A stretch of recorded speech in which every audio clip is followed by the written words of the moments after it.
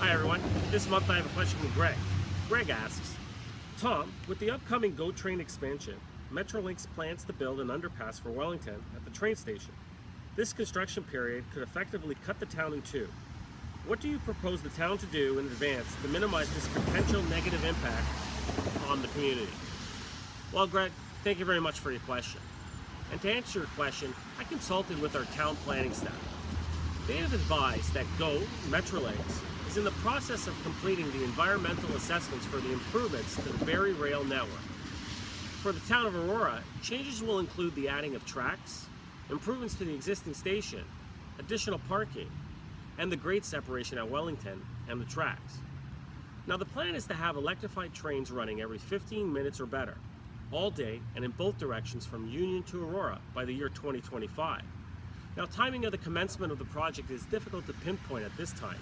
However, the additional track work could commence as early as 2018 and the grade separation work may commence post-2020.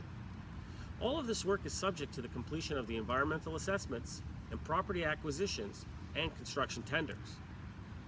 So to your question specifically, I've been advised that Metrolinx intends to leave the access on Wellington during the construction. In other words, they do not intend to shut down Wellington completely. There will still be some access. But with that being said, the street will shut down at times, and one of the main ways to mitigate the effects is the majority of the work to happen overnight. So Metrolinx will be exempt to the town bylaws.